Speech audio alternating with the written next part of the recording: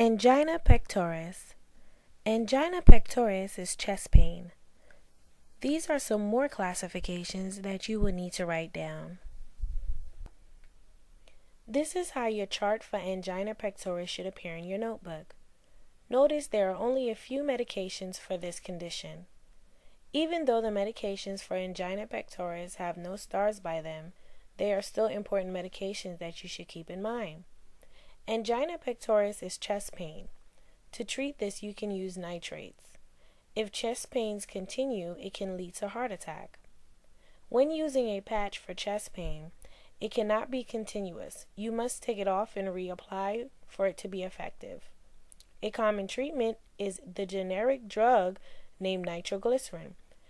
It comes in either a patch, ointment, spray, or under-the-tongue tablet. This is also known as sublingual. Anticoagulants are blood thinners. This is used to treat abnormal blood clots. Please make sure you take all these notes and put it next to your chart so you know which condition they apply to. Continuing on with more medications, we have medications for blood clots. Those last set of notes you took for anticoagulants would apply to this condition. Heparin is a new age anticoagulant. It comes in the IV form versus a tablet form like warfarin.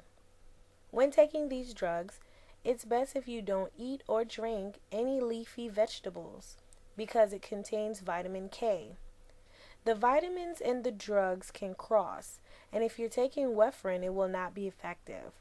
This is an example of drug-food interaction. LMWH is an acronym for low molecular weight heparin. This is a new class of anticoagulants.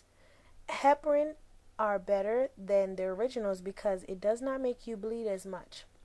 Warfarin can cause more than necessary bleeding when you're taking them.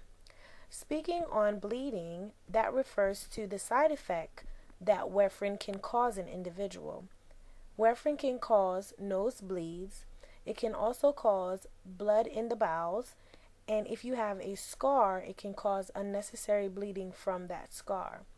Heparin is a new age anticoagulant, and some of those side effects are minimal when taking heparin because it is in an IV form versus a tablet form.